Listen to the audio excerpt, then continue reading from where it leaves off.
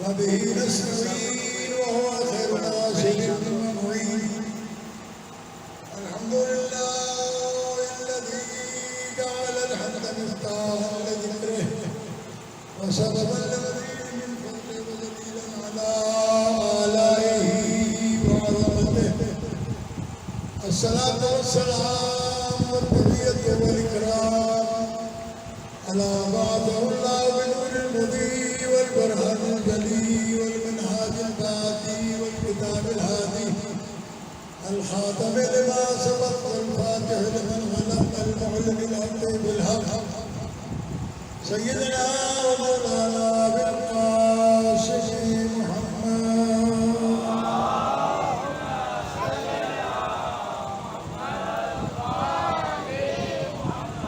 والصلاة والسلام على عترته الذين نبغي المعصومين الذين أذهب الله عنهم الرجس وطهرهم تطهيرا.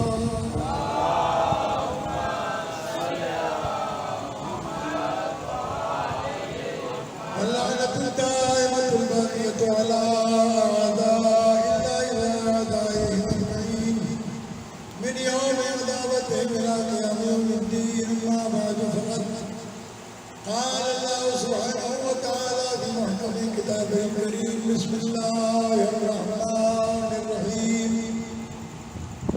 فمن حاجك فيه من بعد ما جاءك من العلم فقل تعالوا ندعو أبناءنا وأبناءكم ونساءنا ونساءكم وأنفسنا وأنفسكم ثم نبتهل فنجعل لعنة الله على الكاذبين. صلى الله عليه وسلم.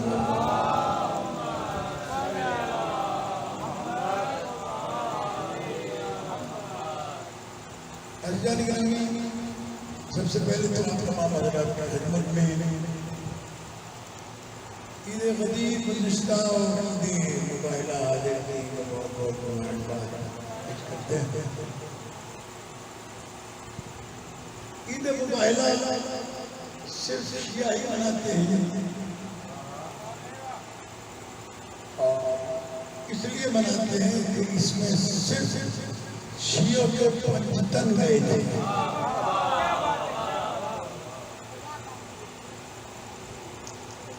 ये मुबाहिला क्यों हुआ था, कब था, वजह क्या क्या? मुबाहिला कहते किसे? मुबाहिला के मकासद क्या है? क्या ये पहली मर्तबा हुआ था कि इससे पहले हो चुका था?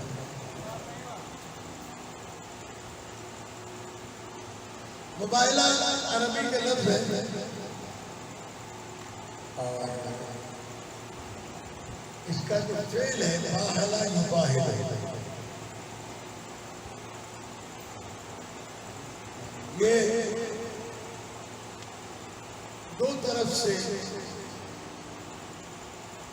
एक दूसरे के सामने आकर अपने हक को साबित करने के लिए किया जाता है। आज क्या हुआ? ये मोबाइल क्यों करना पड़ा? तो रखिएगा। देखिए मैं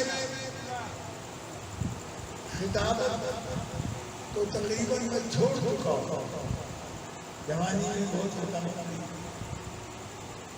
अब मैं चाहता हूँ कि शिया कौम के बच्चे जो इल्म से दूर हो गए हमारे मेंबरों पर वाह वाह सुभान अल्लाह खड़े होकर नारा लगाओ और दोनों हाथ बुलंद करके नारा लगाओ, इसमें कोई इश्काल नहीं है। लेकिन बुनियादी तौर पर इन मजालिस और महाफिल का मकसद सिर्फ एक है कि सिर्फ मिंबर पे आले मोहम्मद का जाकिर न हो बल्कि सामईन भी जाकिर बन जाए। जिस महफिल में बैठे, जिस महफिल में बैठे, जिस जगह बैठे, वो आले मोहम्मद अलैहिस्सलाम के फजाइल भी बयान कर सके, अपने मकतब का दिफा भी कर सके और अपने मकतब को जानकर माने, सुनकर न माने। माँ बाप शिया है, आप भी शिया है, कोई कमाल नहीं है। माँ बाप सुन्नी है, आप भी सुन्नी है। माँ बाप मुसलमान है, आप भी मुसलमान है। माँ बाप यहूदी है, आप भी। हमें जो मकतब तशय्युअ में इम्तियाज हासिल है, हमें फख्र है बाकी दुनिया के तमाम मकातिब और मज़ाहिब से, वो ये कि हमारे यहाँ तहरीक पर पाबंदी नहीं और अक्ल के इस्तेमाल करने को हराम करार नहीं दिया गया। दुनिया के बेशतर मजहब वो है जहाँ अक्ल पर पाबंदी लगाई जाती है कि सोचना नहीं, मानो। क्या है? सोचना नहीं, मानो।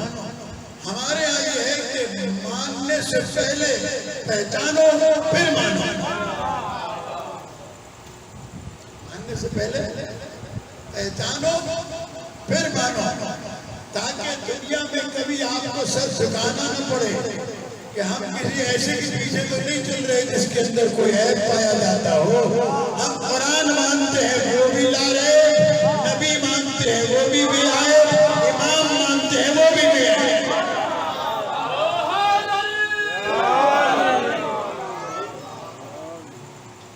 हमारे यहाँ ऐबदार पेश नमाज कबूल नहीं, इमाम तो कहाँ से कबूल करेंगे? हमारे यहाँ ऐबदार कुर्बानी का जानवर कबूल नहीं, तो हम रहबर कैसे कबूल करेंगे? इन महाविल को मुनाकिद करने का बुनियादी मकसद आपके इल्म में इजाफा करना है। ये मुबाहिला कैसे हुआ? ईसाइयों का एक अकीदा है कि अल्लाह अकेला अल्लाह नहीं है। रूहुल कुद्स जनाब मरियम अल्लाह की बीवी है, हजरत ईसा अलैहिस्सलाम इब्नुल्लाह है, अल्लाह का बेटा है। ये तीन मिलकर अल्लाह बनते हैं। जब सरवरे कायनात ने ऐलान किया और ये पैगाम दूर दूर तक पहुंचा, तो नजरान के नसारा, नजरान के ईसाई पैगंबर अकरम सल्लल्लाहु अलैहि वसल्लम से मुनाज़रा करने के लिए आए कि हम एक अल्लाह को नहीं मानते, हम टेंगिल को मानते हैं, आपने एक कैसे बता दिया? उन्होंने अपनी कौम के हजारों अफराद में से 40 अफराद चुने। तवज्जो रखिए, 40 अफराद को चुना और 40 अफराद को मदीने भेजा कि जाकर पैगंबर से मुनाज़रा करके आओ और बताओ कि अल्लाह एक अकेला नहीं है बल्कि ईसा अल्लाह का बेटा है। जब मदीने में पहुंचे तो चूंकि वो ईसाई थे, उन्हें नबी करीम सल्लल्लाहु अलैहि वसल्लम का मिजाज और रुतबा मालूम नहीं था, तो उन्होंने मदीने में आने के बाद सबसे पहले तो अपना लिबास तब्दील किया, आम लिबास उतार कर रेशमी लिबास पहना जो मर्द के लिए इस्लाम में हराम है। सोने की चेनें पहनी और न जाने सोने के क्या क्या जेवरात पहने, ताकि पैगंबर को मुतासिर कर सके कि हम कितने दौलतमंद हैं, कितने अमीर हैं, कितने हम बड़े लोग हैं। लेकिन जब वो मस्जिद नबवी में तशरीफ आए सरकार अपनी मर्तबत की खिदमत में, तो पैगंबर ने पहले तो उन सबको फेर लिया। कोई डर से आए तो पैगंबर ने इधर को फेर लिया, वो इधर से आए पैगंबर ने इधर को फेर लिया, सामने से आए पैगंबर ने इधर को फेर लिया। अब वो तो ये सुनकर आए थे कि पैगंबर खुल्क़े अजीम के मालिक हैं, खुल्क़े अजीम के मालिक हैं पैगंबर। उनके नजदीक ये बदअखलाकी हुई कि आए हुए मेहमान को देखा भी नहीं, मुंह फेर दिया। मस्जिद से जाने लगे बाहर तो सहाबा किराम से पूछा कि आप तो कहते हैं कि हमारा रसूल अखलाक में सबसे बुलंद है, हम आए हैं मेहमान, हमसे मुंह फेर लिया। कहा हमें मालूम नहीं क्यों मुंह फेर, हमें सबब मालूम नहीं, वजह मालूम नहीं। इतने में मौलाए कायनात अली इब्न अबी तालिब अलैहिस्सलाम तशरीफ ले आया। मौलाए कायनात ने उनसे कहा कि तुमने चूंकि हैवानियत इख्तियार कर रखी है, तुम ये फिरौनियत के लिबास में आए हो, इसलिए हमारा नबी जो फिरौन बनता है उसके सामने कभी भी बात करने को तैयार नहीं। तुम आदमी के बच्चे बन के आओ तो ये लिबास उतारो, नाराए हैदरी, ये लिबास उतारो, सादा लिबास पहनो, आओ, फिर देखने तुम्हारे रसूल इस्तेमाल करते हैं या नहीं।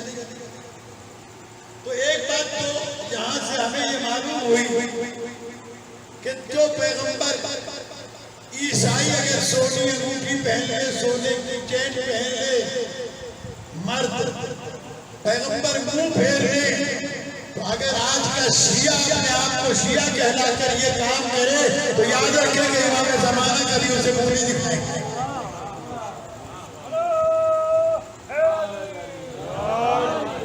चलो बड़े बाबा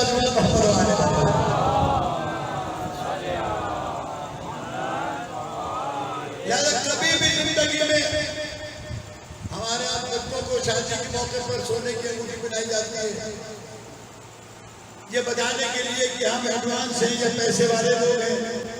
तो मैं तो अक्सर कहा करता हूँ कि देखिए सोना मर्द पर हराम है।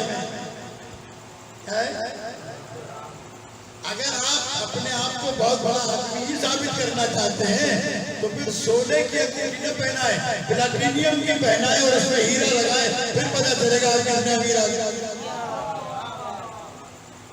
कहा तो प्लैटिनियम को व्हाइट गोल्ड जाता है, लेकिन वो गोल्ड है नहीं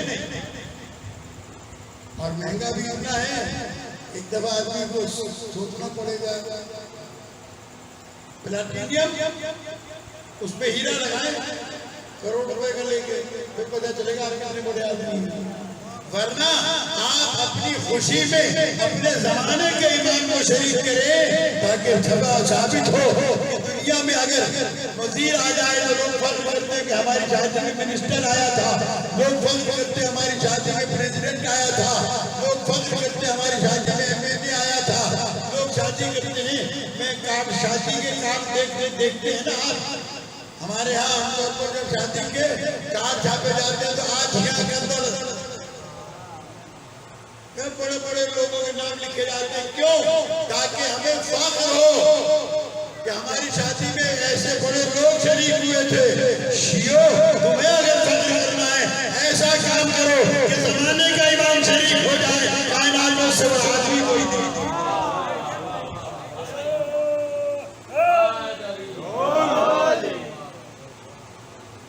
उनसे बड़ा तो कोई नहीं, ऐसा काम करो।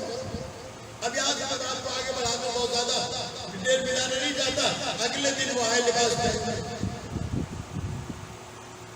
सादा लिबास पहना, अंगूठियां शंगूठियां सोने की सब उतार के रख के आए।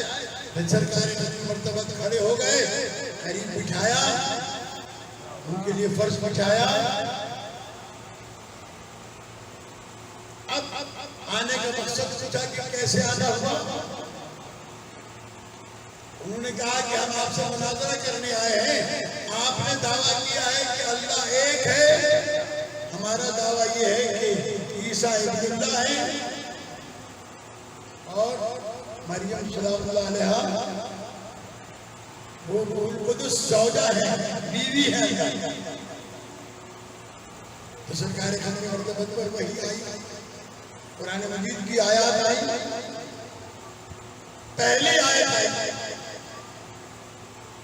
तो जनाब आदम अलैहिस्सलाम की मिसाल दी गई कि इन्ना मसला ईसा इंदल्लाह कमसल आदम खलक़हू मिन तुराब। ईसा की मिसाल अल्लाह के नजदीक आदम जैसी है, इसे अल्लाह ने मिट्टी से पैदा किया, इसकी तो फिर भी मां है।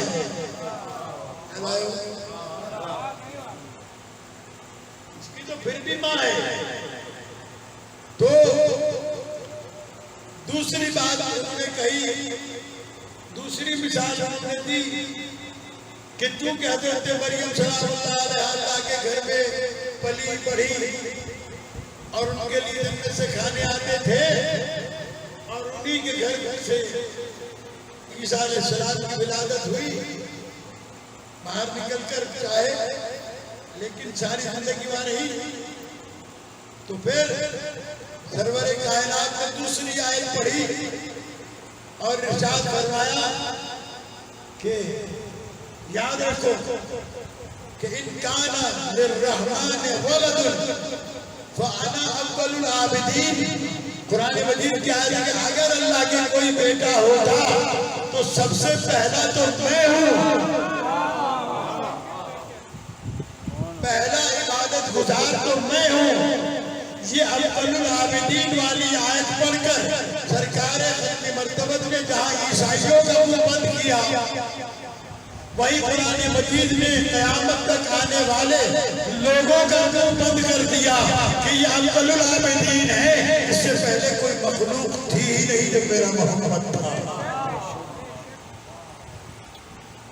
न जमीन थी, न आसमान था, न चांद था, न सूरज का कशा न थी, पहाड़ न थे, दरिया न थे, चांद सूरज न थे, कोई चीज न थी। मैं इबादत करने वालों में पहला इबादत गुजार हूँ।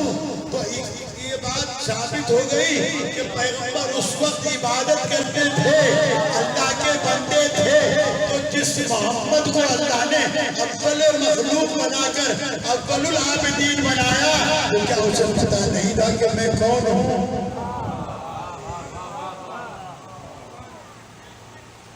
कुरान मजीद की इस आयत के होते हुए भी अगर कोई ये मानता है कि 40 साल के बाद नबी बने थे, इसका मतलब यह है कि उसने कुरान मजीद को समझा ही नहीं।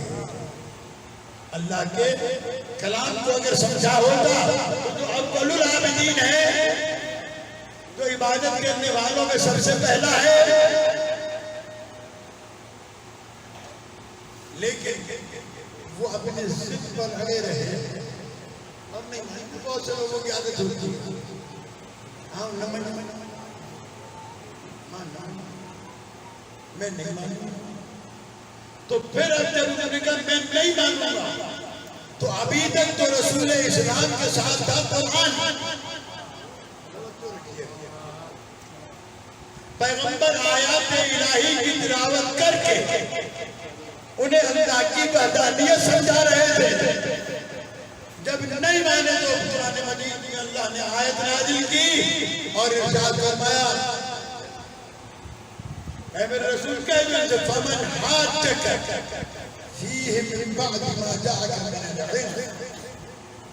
ऐ मेरे रसूल कह दो इनसे कि जो तुझसे हुज्जत करे, कद बहसी करे, कद हुज्जती करे, कहो कि इल्म आ जाने के बाद अगर वो नहीं आता क्या करो? वक़ुल ताअलू नदउ अबनाना व अबनाकुम। कह दो कि तुम लाओ अपने बेटों को। समझ है या नहीं?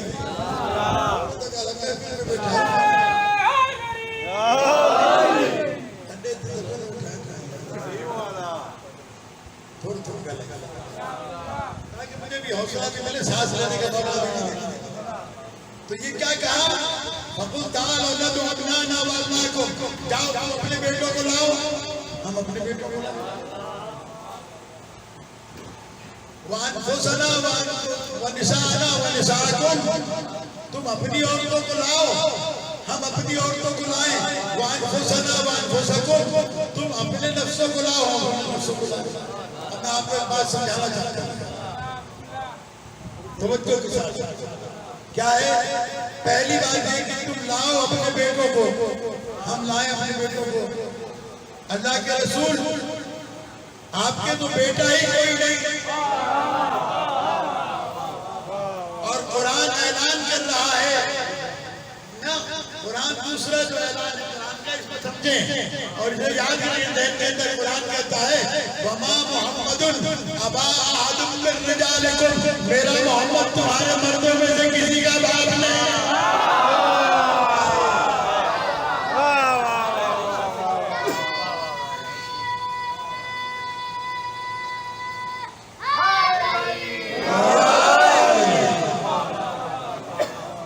कुरान तो ये कह रहा है वमा मुहम्मदुन अबा अहदुम मिन रिजालिकुम, तुम्हारे मर्दों में मेरा मोहम्मद किसी का बाप नहीं, तुम्हारे मर्दों में किसी का बाप नहीं।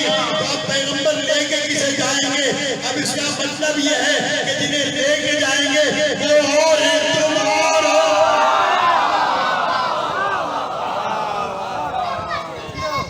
अली अली अली अली अली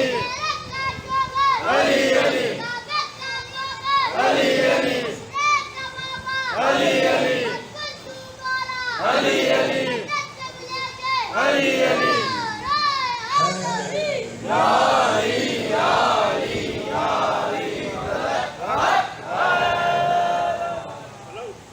तुम किसको लेके जाएंगे? अब जिनको लेके जाएंगे ये अबनाना में जाएंगे, बेटों में जाएंगे। मतलब यह है कि उस वक्त मदीने के अंदर जितने असहाब मौजूद थे मुसलमान, कुरान ने कह दिया था तुम्हारे मर्दों में से, तुम्हारे मर्दों में से मेरा मोहम्मद किसी का बाप नहीं। अब जो अबनाना में जाएंगे इनका बाप है। मालूम हुआ तुम और हो, और ये और है। तो जब पैगंबर की जिंदगी में तुम हसनैन जैसे नहीं हो सकते हो, तो आज का मुल्ला मोहम्मद जैसा कैसे?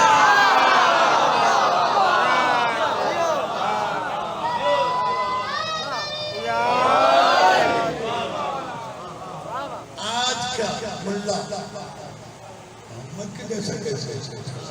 सल्लल्लाहु अलैहि वसल्लम। अब आगे बढ़े। फिर कुरान मजीद ने कहा वनिसाना वनिसाकुम, और तुम अपनी औरतों को लाओ। ये नहीं कहा कि बनातना व बनातुकुम, हम अपनी बेटियां लाए, तुम अपनी बेटियों को लाओ।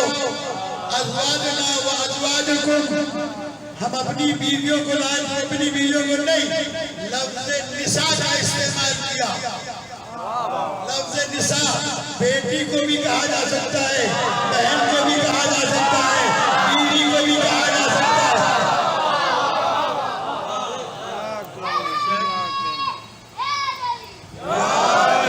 निशाना में सब आएंगे, यानी पैगंबर को इजाजत है। ये नहीं कहा कि तुम अपनी बेटियों को लाओ, हम अपनी बेटियों को लाएं। अपनी बेटियों को नहीं, निशाना तुम अपनी औरतों को लाओ, हम अपनी औरतों को लाएं। औरतों में बेटियां भी आ सकती हैं, बीवियां भी आ सकती हैं। पैगंबर की 9 से ज्यादा बीवियां मौजूद थी, लेकिन चूंकि झूठों पर लानत करने जा रहे थे, तो पूरे मदीने में एक फातिमा के अलावा नबी को सिद्दीक़ा मिली।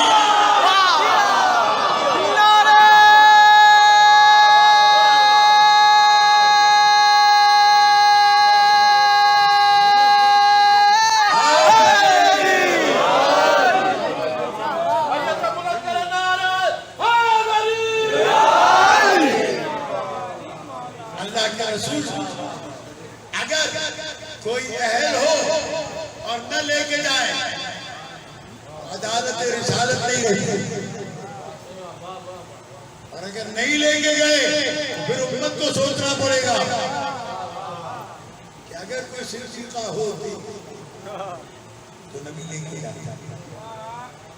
उसके बाद आया लफ्ज़ अनफुसना व अनफुसकुम, तुम अपने नफ्सों को लाओ, अपने नफ्सों को लाए। अब आजकल जो हरामखोर मुल्ला हरामखोरी पर उतरे हुए हैं, वो कहते हैं कि अगर रसूल के नफ्स होते अली तो बतूल हुज़रा के साथ शादी नहीं हो सकती। इसने अरबी पढ़ी नहीं, इसने अरबी पढ़ी नहीं। यहाँ अनफुसना से मुराद वो नफ्स नहीं है जो तुम नफ्स समझ रहे हो। अरबी जबान में एक लफ्ज़ बोला जाता है, कभी गौर कीजिएगा, ये तालिब इल्म में बैठे लुगत खोल के देखिएगा कि ये किताब है।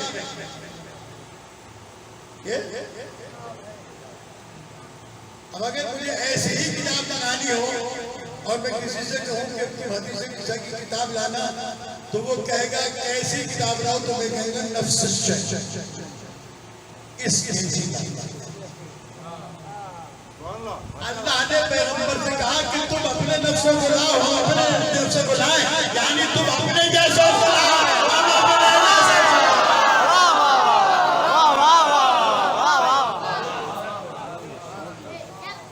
तुम अपने जैसों को लाओ, हम अपने जैसों को लाए। अब पूरे मदीने में कोई नबी जैसा था ही नहीं। बेशक और ज्यादा डिटेल में जाने की जरूरत नहीं। मैं मोबाइल तो बहुत 2-2 घंटे पढ़ने वाला मौजूद है, 3-3 घंटे पढ़ता रहा हूँ मैं, लेकिन अब मैं मुख्तसर करके आपके सामने पढ़ता हूँ कि इस चीज को समझिएगा कि पैगंबर से कहा कि तुम अपने जैसे लाओ, हम अपने जैसे लाएंगे। तो पूरे मदीने में पैगंबर को अपने जैसा एक ही मिला। और इसकी दलील सीरत की किताबें उठाकर देखें। मदारिजुन नबुव्वा अब्दुल हक मुहद्दिस देहलवी की, सीरत इब्न हिशाम, इसके अलावा शिबली नौमानी की सीरत की किताबें, जहां भी सीरत की किताबें लिखी गई, जितनी भी सीरत की किताबें लिखी गई, कम से कम उसमें 2 मरतबा तो अक़्द मुआख़ात लिखा गया, एक मक्के का और एक मदीने का। अक़्द मुआख़ात कहते हैं भाईचारे का, भाईचारे का अक़्द कहते हैं गांठ लगाना, सिंधी में गंढ, इसीलिए निकाह को भी अक़्द कहा जाता है कि शौहर और बीवी के दरमियान अक़्द होता है, ये गंढ। पैगंबर ने मक्के में अक़्द मुआख़ात किया, भाईचारे का अक़्द किया। वहां कितने कबीले थे, उनको एक दूसरे का भाई बनाया ताकि कबायली सिस्टम खोसन के चांदन के मीरा ने के शेखंडों के मलिक जो एक देखे सबनी के लिए जो मिजाज उसका मिजाज जिससे मिलता था, पैगंबर ने उसको उसका भाई बना दिया ताकि ये कबीला सिस्टम खत्म हो जाए। तो मैं आऊँ तो सोया आऊँ हिंद आया चंद आया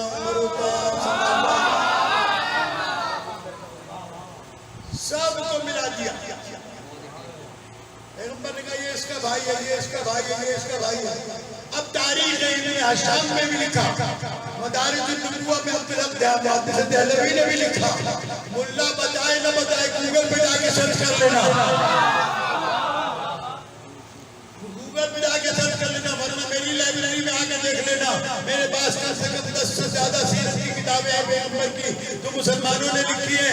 उन सब की सब किताबों में लिखा हुआ है कि जब पैगंबर तेजी के साथ औस व खजरज का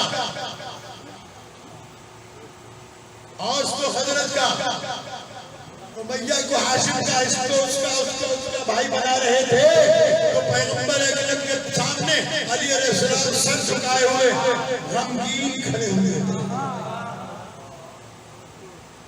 अफसोस सरवरे कायनात ने महसूस किया, कहने लगे या अली तुम्हें किस चीज ने गमगीन किया है, तुम परेशान क्यों हो, तुम गमगीन क्यों हो। सरवरे कायनात के सवाल पर मौलाए कायनात ने जवाब दिया, पूरी तवज्जो के साथ समाप्त फरमाइएगा। खुदा की कसम एक एक जुमला एक एक लफ्ज़ ज़मानत के साथ कहता हूँ। पैगंबर ने फरमाया क्यों हम सुनता हो, आवाज आई या रसूल अल्लाह, आपने एक को दूसरे का भाई बनाना शुरू किया तेजी के साथ, सबको सबका भाई बनाया, मुझे अभी तक किसी का भाई नहीं बनाया। इब्ने अशाम ने लिखा, पैगंबर ने मुस्कुरा के कहा या अली मेरे करीब आओ। अली करीब आए, ये पैगंबर ने फरमाया या अली तुझ जैसा कोई होता तो बना।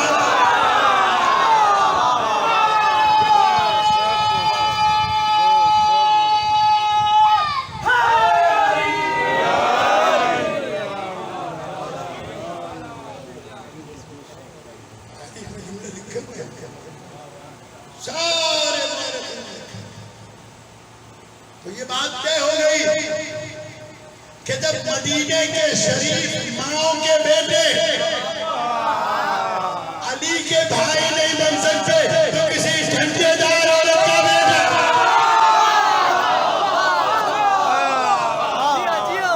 काफिया मिलाना है, शायद उसमें काफिया मिलाया जाता है।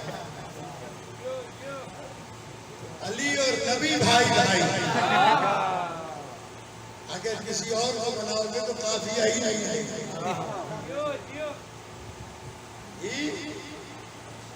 पैगंबर ले गए अपने साथ, इजाजत थी, बेटों में 2 से ज्यादा ले जा सकते थे, निशाना में 3 से ज्यादा ले जा सकते थे, अनफुसना में, क्योंकि अरबी जबान में एक के लिए कहते वाहिद, 2 के लिए कहते तस्निया, 3 के लिए जमा, 3 से ज्यादा हो तो जमा होते हैं। तो जहाँ पैगंबर अकरम सल्लल्लाहु अलैहि वसल्लम को इजाजत थी, नहीं लेकर गए, तो पैगंबर ने मुबाहिले में ऐलान कर दिया कि अगर सिद्दीक देखना हो तो अली के अलावा कोई नहीं, सिद्दीका देखनी हो तो बतूल के अलावा है।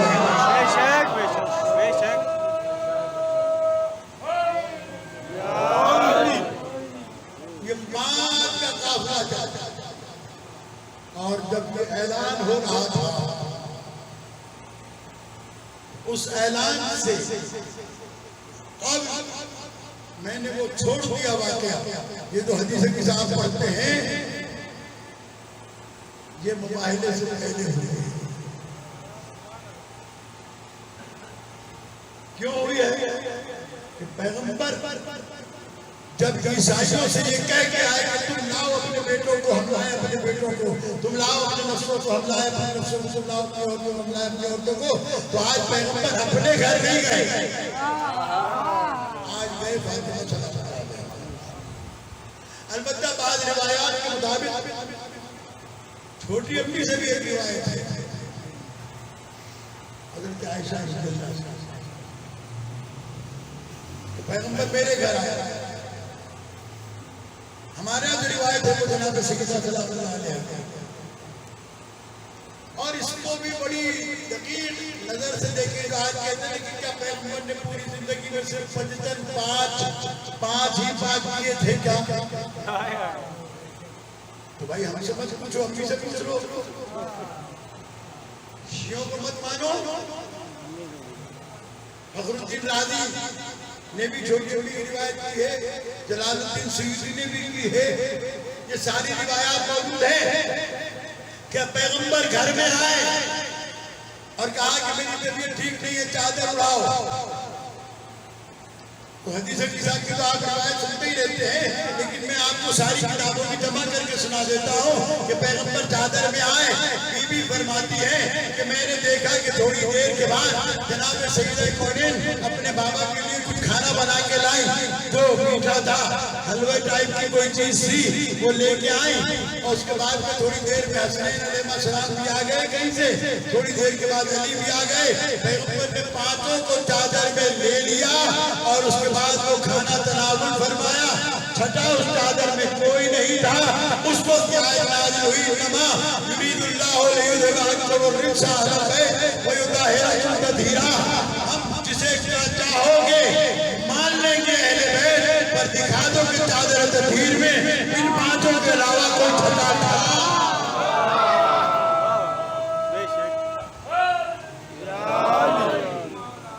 अपनी किताबों से दिखा दो, हम मानने के लिए तैयार हैं, लेकिन जब अहले बैत के बारे में आयत नाज़िल हुई थी तो ये 5 चादर में मौजूद थे और ये इस आयत का खाने नजूल है। ठीक है, इन बातों को लेकर पैगंबर चले मुबाहले के लिए। बस अब मैं अपने नतीजे की तरफ जा रहा हूँ। अल्लामा हसन सैदी अलैहि मकामो हमारे बहुत बड़े खतीब गुजरे हैं, उनकी रूह के इशारे सवाब के लिए मैं एक जुमला आपकी खिदमत में अर्ज करता हूँ। जो वो कहा करते थे कि पैगंबर जब घर से चले तो इस अंदाज से जैसे कुरान ने कहा था उसी अंदाज से लेके चले। हुसैन अलैहिस्सलाम को गोद में लिया, हसन मुज्तबा की उंगली पकड़ी, सैयद कौनैन को पीछे रखा, उसके बाद बीच के पीछे मौला कायनात को रखा। अब जो चले तो ये ऐलान तो हो चुका था कि अब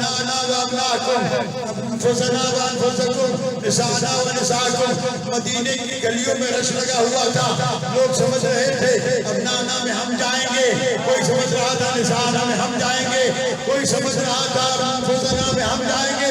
लेकिन जब पैगंबर निकले तो अल्लामा हसन सैदी फरमाया करते थे, कहा करते थे कि हुसैन को गोद में और उंगली पकड़ कर हसन को पैगंबर ने दिखाया लोगों को, देखो ये है अबनाना और तुम अब न आना।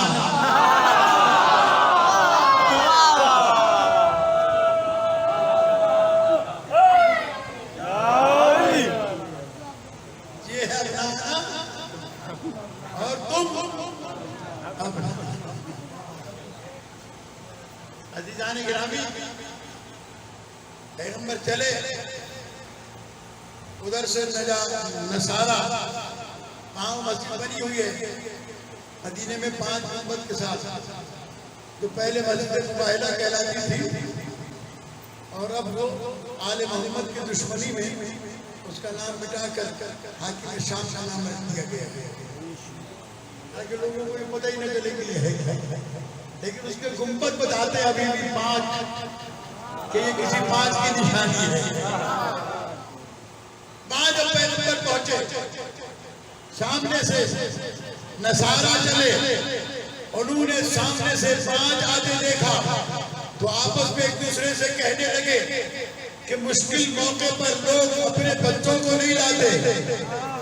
अगर ये झूठा होता तो ये साथ में दूसरों को लाता, अपनों को न लाता। ये अपने खूने जिगर लेके आया है, इसका मतलब है सच्चा है। और फिर वो जो उलमा उनके साथ आए थे उन्होंने तौरेत भी खोल रखी थी, इंजील भी खोल रखी थी। मुबाहिला ये खुसूसी बात है कि वो कभी किताब को देखते थे, कभी इन आने वाले 5 को देखते थे, कभी किताब को देखते थे, कभी शहजादों को देखते थे, कभी किताब को देखते थे, कभी शहजादी की तरफ देखते थे जबकि शहजादी नकाब के अंदर थी, कभी किताब देखते थे, कभी अनफुसना में अली को देखते थे। जब देख चुके थे एक जुमला उन्होंने कहा, ये कुरान मजीद ने उसकी गवाही दी कि मोहम्मदुर रसूलुल्लाह वल्लज़ीना माअहु अशद्दाउ अलल कुफ़्फ़ार रुहमाउ बैनहुम तराहुम रुक्कअन व सुज्जदा ज़ालिका मसलुहुम फित तौरात व मसलुहुम फिल इंजील। जो मोहम्मद के साथी हैं वो आपस में रहमदिल हैं, दुश्मन पर सख्त हैं। अगर इनको पहचानना हो तो इनकी मसल, इनके खाके हमने तौरात में भी दिखा दिए हैं, इंजील में भी दिखा दिए हैं। इनको देखकर पहचान गए आने वाले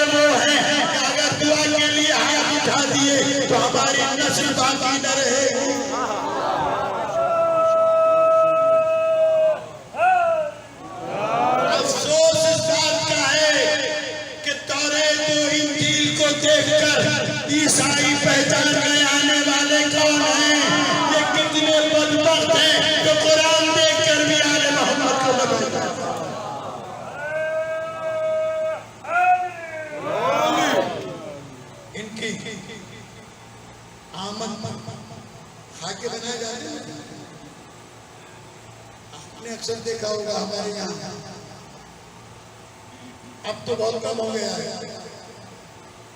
पुराने जमाने में जब बादशाहों को कब जाया करते थे, कैमरे तो थे नहीं, उनके साथ वो खाके बनाने वाले जाते थे। बादशाह की, पुलिस वालों की, इलाके की, दरख्तों की तस्वीरें बना के लाते। मेरे पास वो किताब भी मौजूद है जिसका नाम है अजायबुल मखलूक़ात। उसमें वो तस्वीरें बनी हुई हैं दरख्तों की, जमाने के लोगों की। तो ये खाके बता रहे थे कि कौन आ रहे हैं। अगर ये दुआ के लिए आता है क्या होगा? पहाड़ अपनी जगह छोड़ जाएंगे अगर इन्होंने हाथ उठा दिए। अब तो मुसलमानों को समझ जाना चाहिए था कि जो सिफत कुरान की है वही सिफत अहले बैत की है। कुरान ने पुकार की कहा लौ अंज़लना हाज़ल कुराना अला जबलिन लरअयतहु खाशिअन मुतसद्दिअन मिन खश्यतिल्लाह। अगर हम इस कुरान को पहाड़ों पर नाज़िल कर देते तो पहाड़ इसके खौफ से रेज़ा रेज़ा हो जाते। आले मोहम्मद अगर हाथ उठा देते पहाड़ रेज़ा रेज़ा।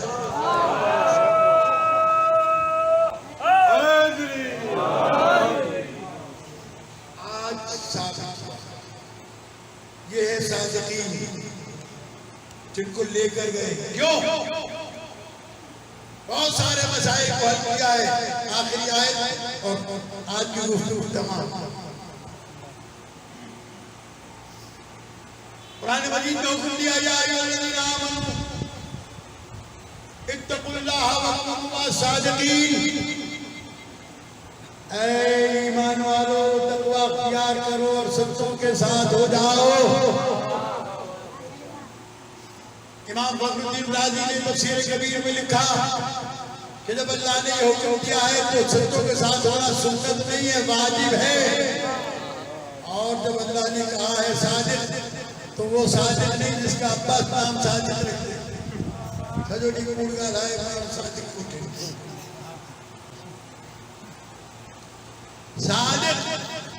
सादिकीन के साथ हो जाओ, सादिकीन के साथ हो जाओ। कुरान मजीद ने कहा और अब ये आयत क़यामत तक, ये आयत क़यामत तक हर जमाने के मोमिन से कुरान पुकार के कहता है सादिकीन के साथ हो जाओ, सादिकीन के साथ हो जाओ। इसका मतलब यह है हर जमाने में एक सादिक का होना जरूरी है। और कायनात में फकत मकतबे तशय्युअ है, इसके पास हर जमाने में सादिक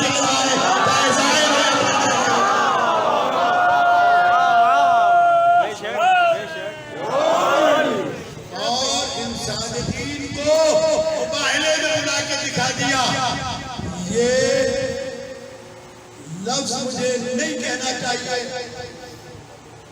और नहीं कहूंगा, लेकिन कभी कभी कोई आला तरीन चीज हो तो लोग कहते हैं नमूना दिखाओ,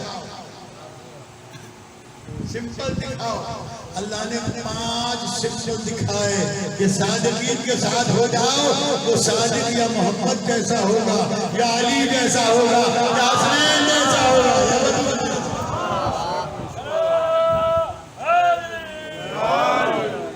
अल्लाह तबारक व तआला ये ईद मुबारक जो हमने मनाई ये सादिकीन के साथ रहते हुए मनाई। दुआ करें कि अल्लाह हमें सादिकीन के साथ रहने की तौफीक अता फरमाए। हमारे अकायद और ईमान की हिफाजत फरमाए, क्योंकि ये दौर ऐसा आ गया है कि जिसके लिए मासूम ने फरमाया कि आखिरी दौर में होगा कि जब इंसान सुबह को घर से निकलेगा तो साहिब ईमान होगा, जब घर पलटेगा तो ईमान छीन चुका होगा। मौतें इतनी बढ़ जाएंगी कि सुबह को जिससे मुलाकात होगी शाम को पता चलेगा मर गया, दफना दिया गया। शाम को मिलेगा, सुबह को पता चलेगा दफना दिया गया।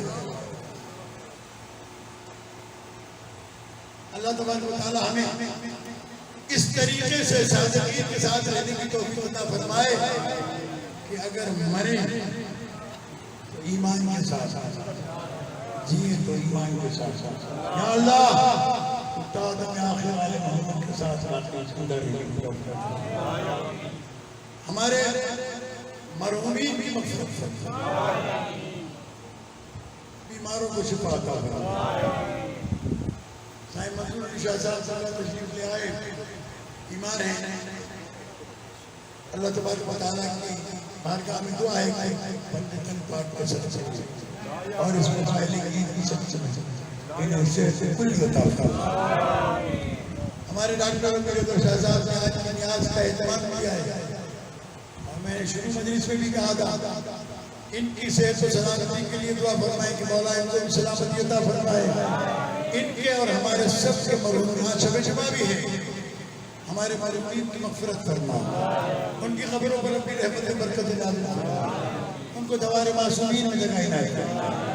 अल्लाह मोहम्मद वाले मोहम्मद अपने लोगों को पढ़ा और सुना, इसको इबादत करार दे। हमारे हमें इस पर अमल की तौफ़ीक़ इनायत फरमा।